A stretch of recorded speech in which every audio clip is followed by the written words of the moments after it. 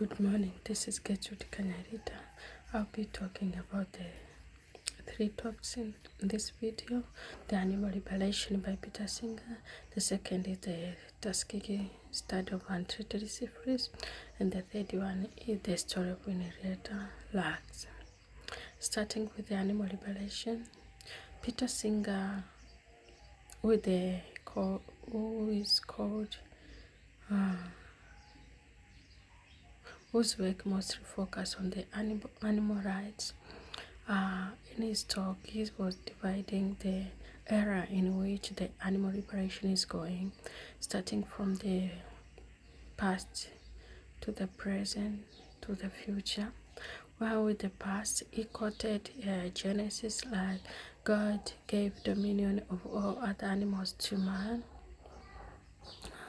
and the theory by Aristotle, like plants are for animals and the animals are for human, and the one by Aquinas, like we don't need to be conscious of the animals because God gave human power over all animals.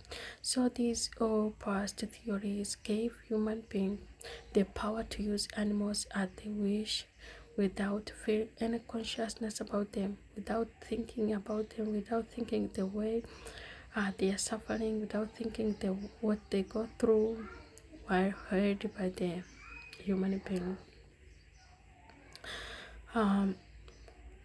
But during his work, he also quoted Jerry Bentham, who said, animals also suffer, also feel happiness, they feel pleasure, they feel misery, so we also need to think about them. Human beings and all other animals all originated from the same ancestor, although their evolutionary came different, like the evolution from chimpanzee, different from chimpanzee and human being, have happened recently compared to the human being with the fish. So all being originated from the same ancestor, we see most of the animals, we have the same physiology, we have the same anatomy. Therefore, we can think that all animals feel pain the way we do. They feel happy, they feel pressure, they feel like everything the way all other human beings feel. Therefore, we should not treat animals cruelly. We should care about their interest, because we know the animals also have interest. If they can feel happy, if they can feel pain, we know for sure they have also interest. So Peter Singer said he doesn't want to say like interest of the men and the animals are the same. No, but he wanted to say the interest should be treated equally. Interest of the men of the animals should be treated with the same weight as the way the interest of human beings are treated. So we all know that there are some animals with the acute sense than human being. For example, dogs have acute sense of smell than human being. Therefore, we may think that maybe there are also some animals who have acute sense of pain than human beings. So the pain of the animals should be given interest during the treatment. Peter Singer also said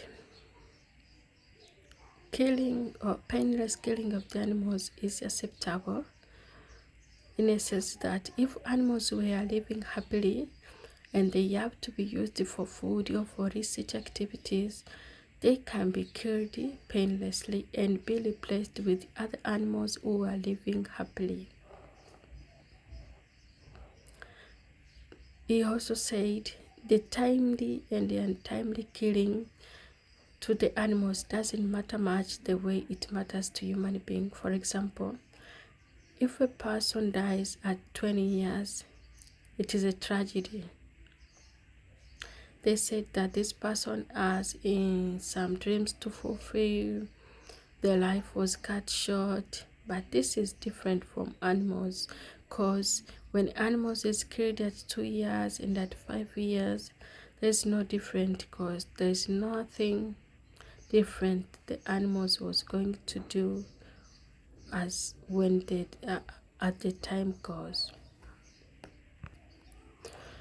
So as the domestic animals and animals in research, it is important to reduce their pain, important to take care of their suffering, because they really suffer.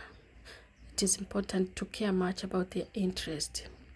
But when it comes to the wild animals, we know there is a prey and predator in the wild, like the lion and the zebra. Lion eat all other small animals, but should we care about that? Well, if we take care of the lion to make sure it doesn't eat all the other small animals, that means the ecosystem will also be unbalanced. The other thing that Peter Singer touched were the animals in confinement. There are animals that are used for breeding and the chicken for laying eggs and all that. He said when you keep animals suffer. Those who are kept in the cage, some cages are too small for even the animals to turn around.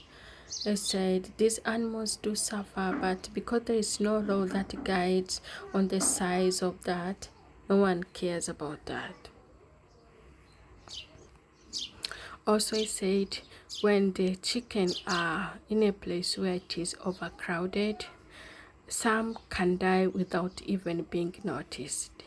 They suffer until they die and nobody notices until like they rot and there's some maggots. Then that's when somebody who is taking care of them can see the maggots and remove the one which is dead.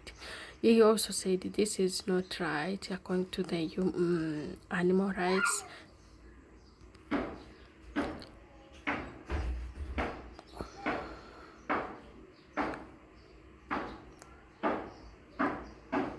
So therefore, we need to reduce this impact. Do fish also feel pain? The answer is a yes. Also fish feel pain. So what is the... There are some progress that I've seen to happen regarding the animal liberation. For example, there is decline in hunting in America. There is also increased number of vegans in the world. There is also decline in the meat consumption in the USA. All these contribute to the reduction in suffering of suffering of animals. Animals also have interest, they feel pain, like the similar level, the way we feel pain. Why do we give them less interest? Why do we give them small attention? We need to give them very high attention. We need to look at them. We need to take care of them, to take care of their pain, weigh the interest, and make sure they don't suffer. And we should care about their interests too. So with the Tuskegee Syphilis study, this study was conducted by United States Department of Health Services, and it was conducted in the Macon County. It involved the African American men. It took place from 1932 to 1972. In those days, there was a syphilis disease, and these white doctors wanted to investigate to see how the disease, if untreated, will affect the internal organs of the human being.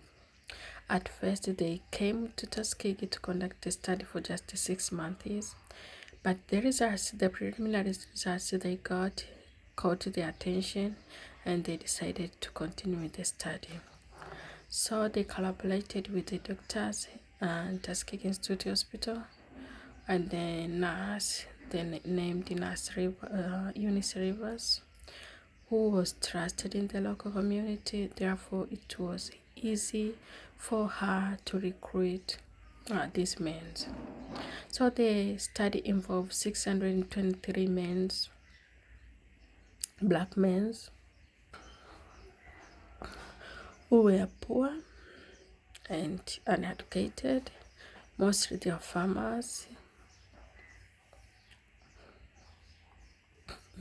They told them they were treating them for bad blood, although that was incorrect. That was not what they were doing. So in this study, we are a control group for people who didn't have any disease and those who were affected. They routinely went to the hospital for sample taking to monitor the progress. They were taking the blood and the fluid from the spinal cord. Nurse Eunice Rivers was the one who was transporting them from the village to the Tuskegee hospital, and they were given food and some small money. So these men knew that they were treated for bad blood. They never knew, nothing was treated to them. They were deceived, in short. So the study went on.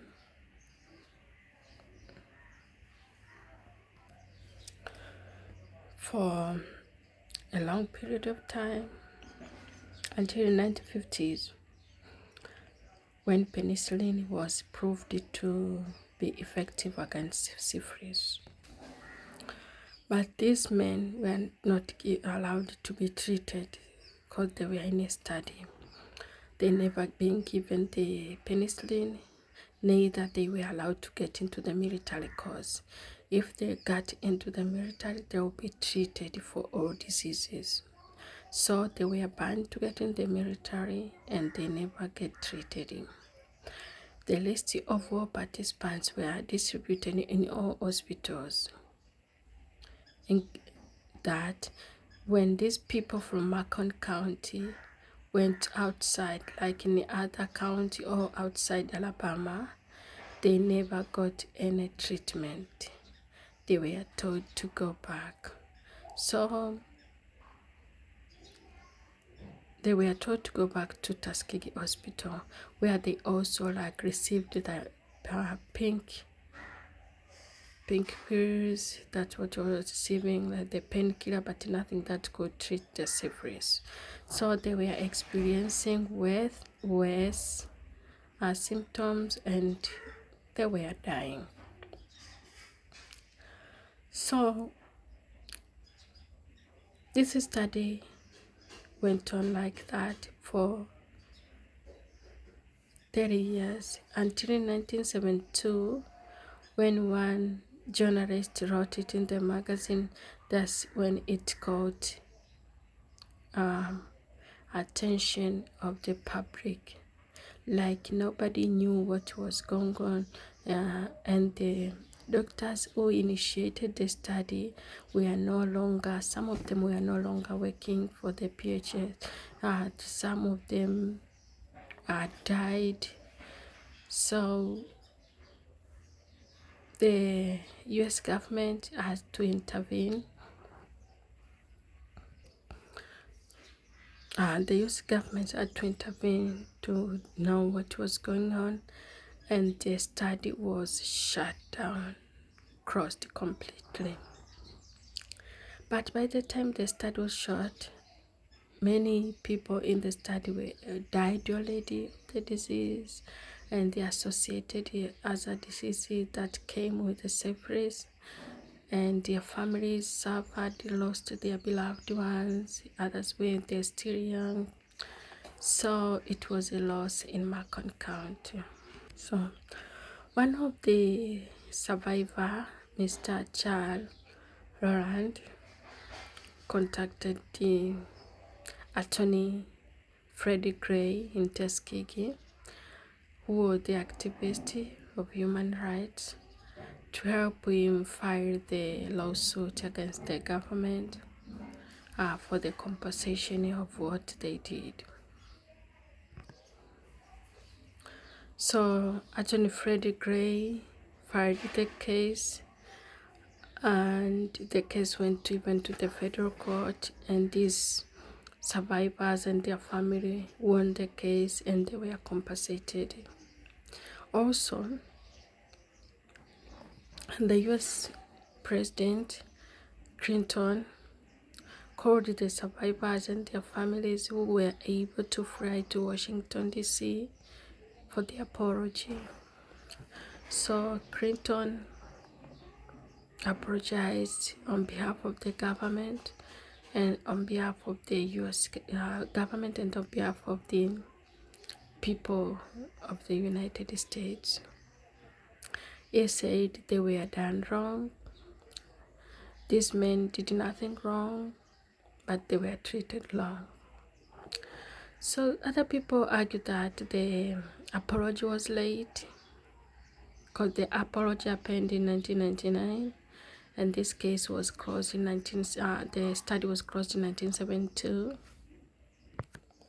But I think it was at least something was done by the government to apologize instead of staying just quiet.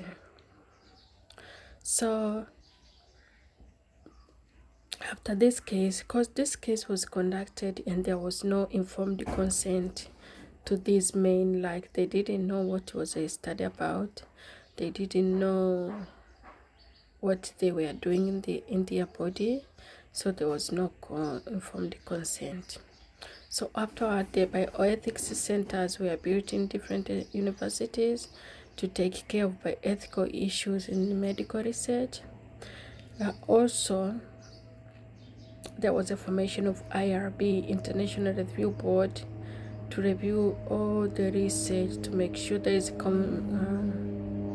informed consent of the study participants.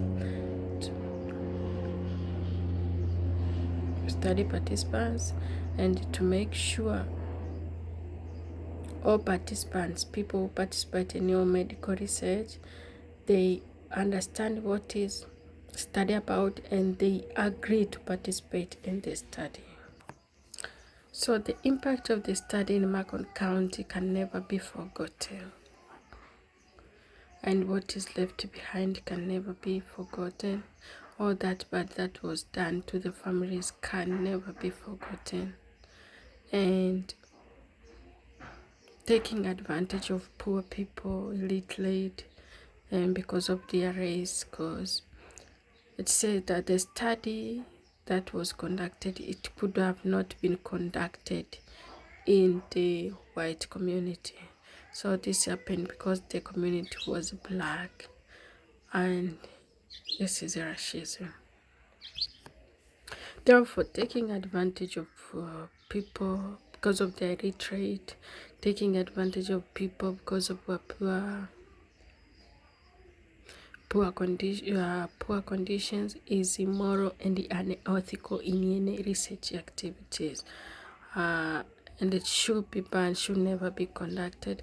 And the study should be conducted by a different way. Like people should have known what was going on, and they should have been like agreed to participate in the study. Henrietta Lacks was the black woman born in Grover, Virginia. She experienced the bleeding, and then when she went to the hospital, she was diagnosed with the cervical carcinoma, epithelial carcinoma.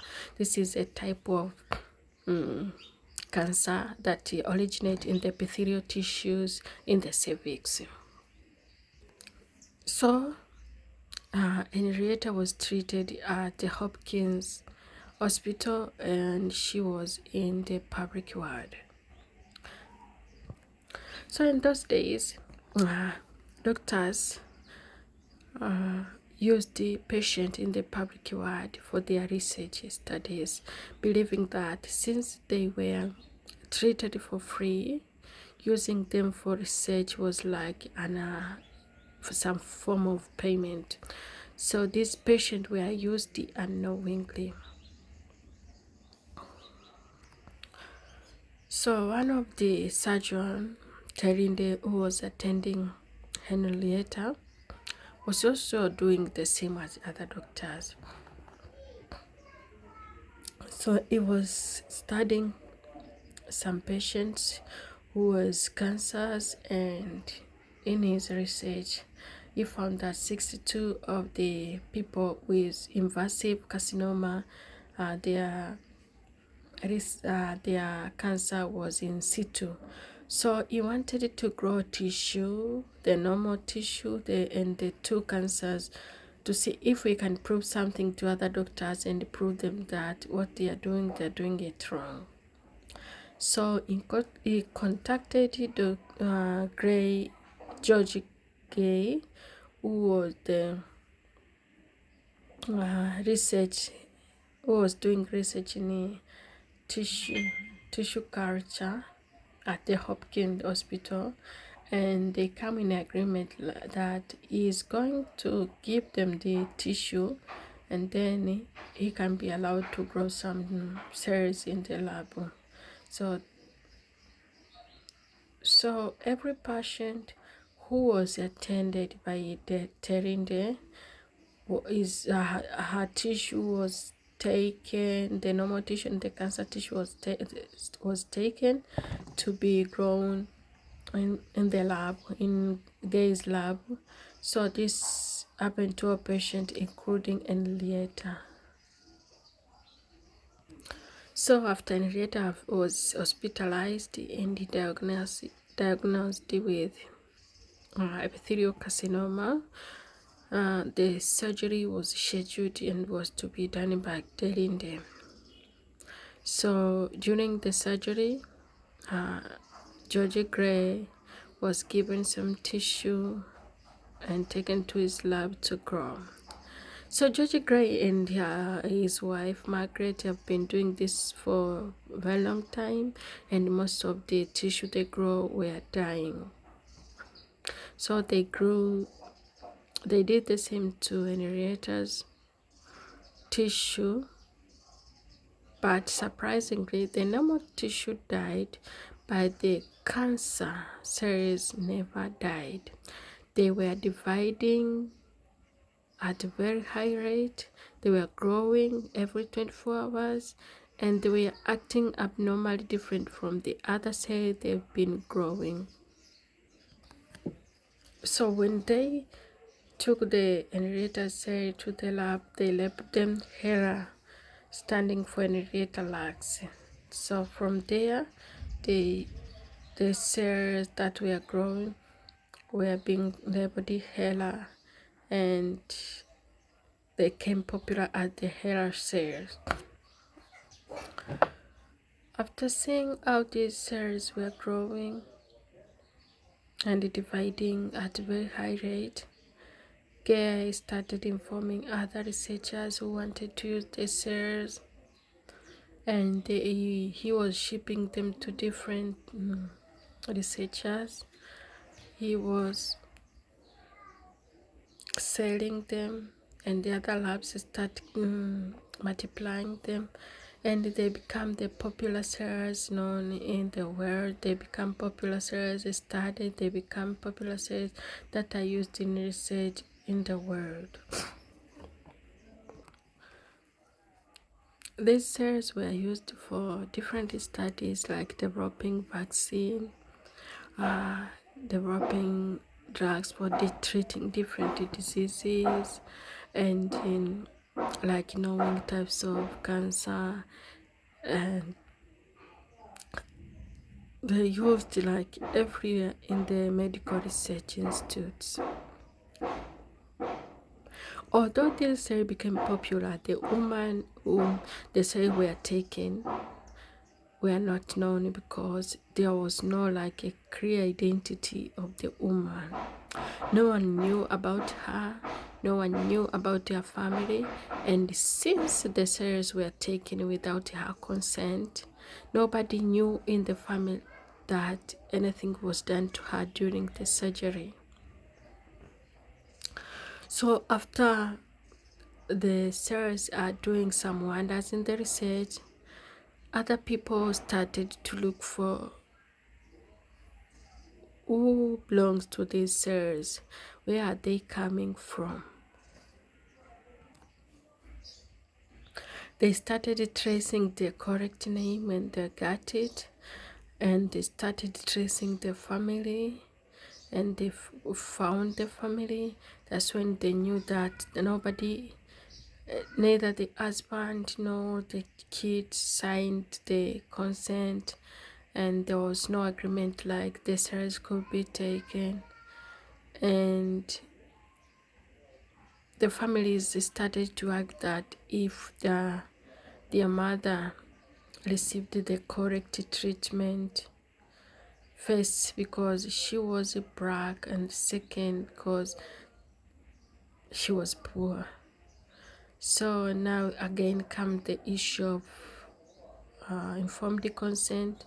So it came that nobody asked her about the cells. She died without knowing that her cells was taken and was growing and was being used somewhere, because this also supplied her family, her kids who were very young when their mother died. They were surprisingly by the information that their mother's cells were still growing somewhere. Researchers are benefiting and getting a lot of money from their mother's cells, and nobody is looking at them, and they never received anything from what the researchers are getting. The cells were being sold at a very large amount, but none of the share was given to the family of this woman.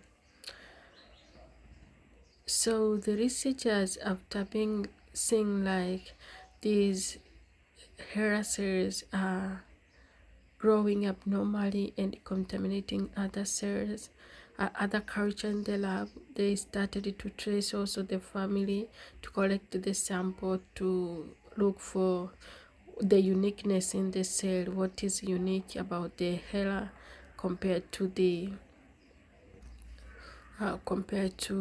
her family, her children, and the siblings. Also, her family was never told about why they were collecting blood samples. They were deceived, like, your mother died of cancer. We want to run some tests on you to make sure you don't get the same disease. You not inherited any disease from your mother. This is also was a deception. And after taking the samples, they never come back to tell them about the results. They never informed anything about the result. And when the family was following up on the results, they never got any reply like how the results look like. This was also bad for the family, first for losing the mother at very young age, and who were burned with the radiation rays, because she was treated with the radiation rays and she turned black because of being burned with the rays, and she died maybe because of the burning with the rays, because the radiation rays, I think, killed all her cells. And second, when they were tracing about the difference between the mother cells and the kids or the sibling, they never gave them the correct information why they were taking this. They told them they were testing to see if they inherited the disease from their parent. in handling for the Henrietta Lacks. Different cancer institute were conducting the conference, calling the family members, but because the family members didn't know exactly what was going on, they were not excited about that. They didn't go to school themselves. They didn't understand anything about the cancer, anything about what happened with their mother, because most of the kids were young to understand. The husband was never told about the wife, so he didn't know about what was going on with her wife. So the family was left in between nothing and didn't understand what was going on. So combining the issue of Tuskegee Syphilis study and the issue of Henrietta Lacks, we can see the research misconduct that the public health institutes are doing, and the medical research, the issue of uninformed consent, patient were sampled without their consent, and they taking advantage of the poor people and black people and their families, even if they are compensated, but it is too late because they lost their loved one. They lost what they want the most than the money.